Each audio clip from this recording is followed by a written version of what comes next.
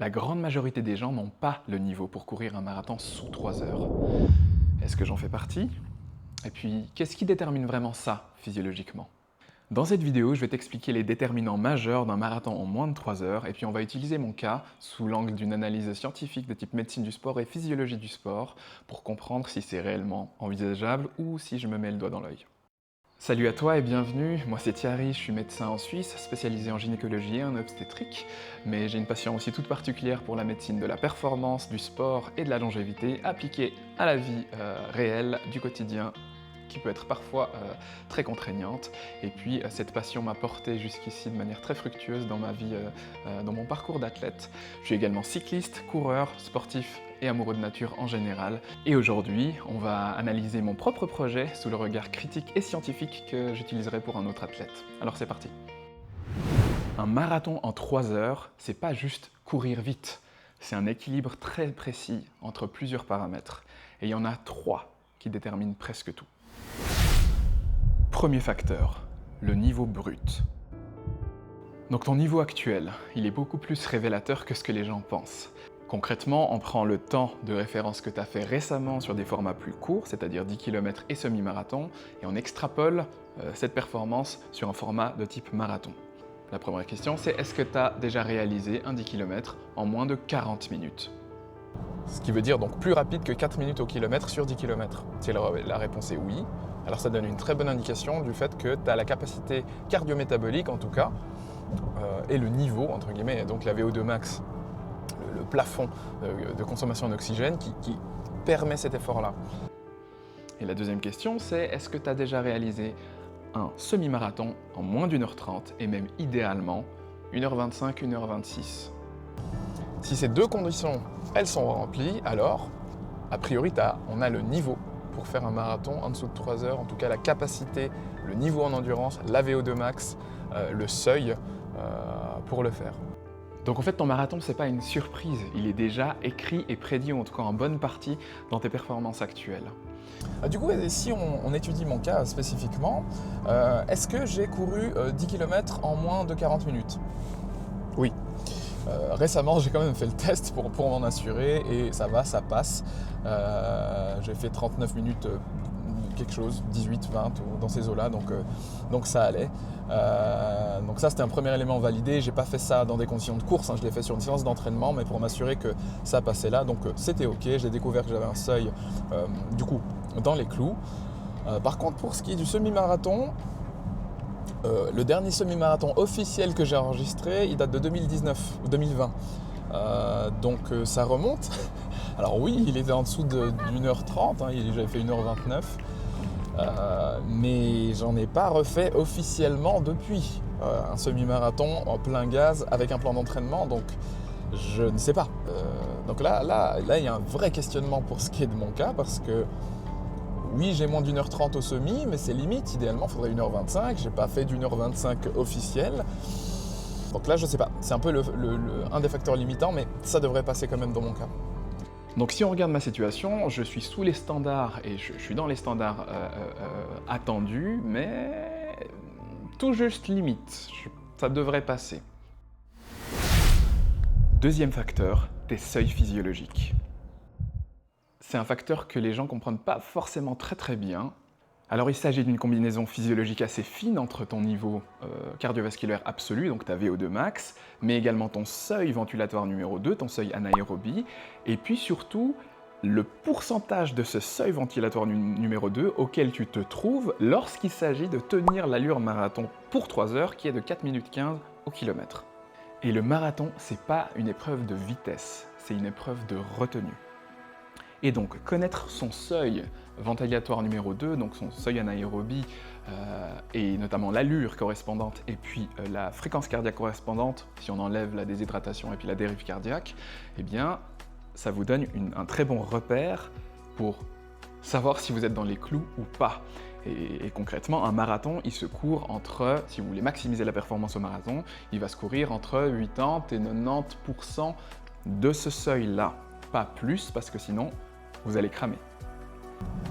Et donc, si on traduit ça d'un point de vue des performances physiologiques et rapportées à l'allure, ça veut dire que ton deuxième seuil ventilatoire ou ton seuil anaérobie, il doit se situer en termes d'allure autour de 3,55, 4 minutes au kilomètre à peu près, avec une VO2 max aux alentours de 60 minimum. Donc c'est pas facile d'avoir déjà ces valeurs brutes. Et si on parle de la mesure des mesures métaboliques et notamment de la VO2 max, alors ça c'est normalement bon. J'ai fait un test en laboratoire, on en reparlera, mais la VO2 max notamment estimée par ta montre, c'est malheureusement assez peu précis, ça donne une estimation, mais quand il s'agit d'aller voir si tu as vraiment un plafond qui est correct et que tu fais tout un plan d'entraînement optimisé en n'ayant pas le temps, en ayant besoin que cette valeur elle soit précise, alors il faut faire un test en laboratoire que j'ai fait, mais ça remonte un tout petit peu déjà. Et j'avais une VO2 max à ce moment-là à 65 ml par minute par kilo, donc ça va. Je pense qu'elle a chuté un tout petit peu depuis la réduction du vélo à haut volume et depuis la paternité, mais en théorie c'est bon, le plafond je l'ai. Mais encore une fois, la question c'est quelle proportion de cette VO2 max j'arrive à tenir et quelle proportion de ce seuil j'arrive à tenir. Et donc là, si on reprend ma situation, je sais que ma fréquence cardiaque au seuil ventilatoire numéro 2, elle se situe autour de 180-180 BPM. Et donc, sur marathon, je devrais être au maximum à 160-165 battements par minute. Or, quand on regarde mes allures spécifiques sur tous les derniers entraînements à l'allure que je vise, c'est-à-dire 4 minutes 15 au kilomètre, eh bien, je tourne entre 158 et 163 BPM. Allure moyenne 4,10. Et le cœur tient toujours 160 BPM. Donc, tip top. Donc physiologiquement, ça passe. Et le troisième critère, le vrai juge, c'est la tolérance mécanique. Et ça, c'est le facteur qui fait échouer la majorité des gens. Concrètement, on doit avoir bâti un châssis pendant plusieurs semaines, 12 au minimum idéalement, pour résister à 35 à 40 000 impacts sans se décomposer et sans trop se fatiguer. Et ça ne s'obtient pas de manière miraculeuse. La recette clé, c'est le volume. Et ce volume, il est, comme je vous l'ai dit dans la première vidéo, en moyenne pour la plupart des préparations, dont l'objectif est moins de 3 heures au marathon, à 80 à 100 km par semaine pendant une douzaine de semaines. C'est ce volume-là qui va permettre de renforcer suffisamment toute votre musculature, les tendons, les ligaments, les articulations, pour avoir la résistance mécanique simplement, pour arriver au bout de cette course-là dans ce temps-là.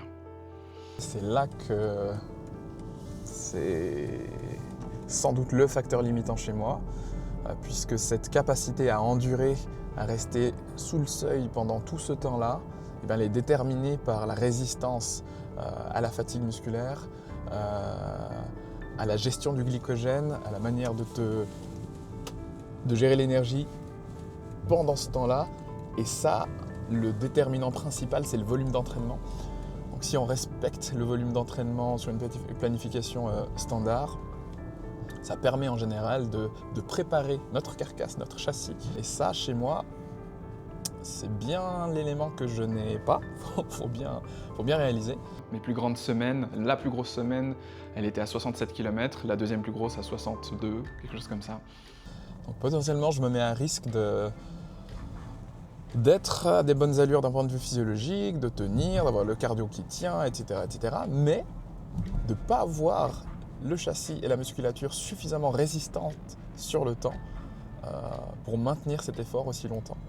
Et c'est ça qui risque de me faire craquer et c'est ça qui risque de m'envoyer dans le mur, surtout après le 32-33e kilomètre classique.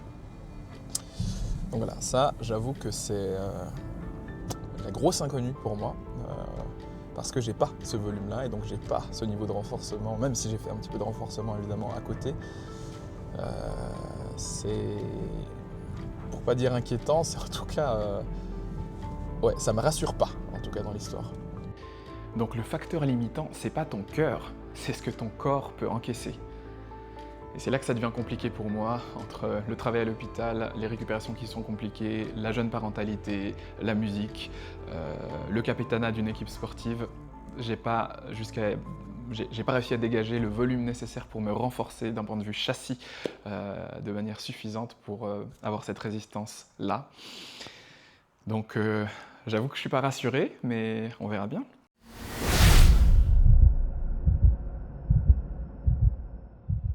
Donc si je résume, j'ai le niveau, a priori, physiologiquement ça passe, mais structurellement, là c'est mon point faible. Donc là la vraie question ça devient pas est-ce que j'en suis capable, mais est-ce que mon corps va résister suffisamment de temps?